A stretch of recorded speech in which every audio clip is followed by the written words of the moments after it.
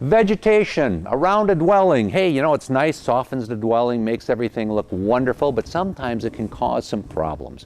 And that's what brings us to this week's case. It's a case that arises in Florida.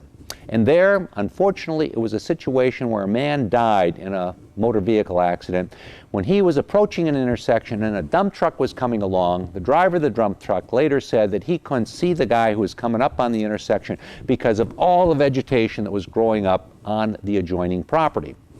Well, it went up through the appellate courts in Florida, and the court came away with an interesting approach. It said that you, as a owner of a residence, can allow your vegetation to return to a natural state if you want. And that's what had happened here. And remember, this is Florida, where you can have jungles essentially growing up.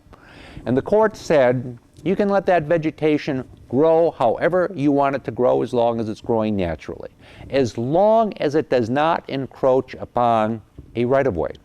If it starts to grow over the sidewalk, if it starts to grow into the street, well, then you're going to be responsible, because you're going to block the sight lines and prevent people from using the streets as intended. If, however, it just grows very large while still contained in your property, not a problem, and you're not going to be at fault for anybody who can't see around those large trees or other kinds of vegetation growing on your property in Florida. And so in this instance, the court came away and said, hey, property owner, they were simply allowing that vegetation to return to its natural state, and they are not at fault for obscuring the sight lines because they didn't let the vegetation grow out onto the sidewalk or into the street itself.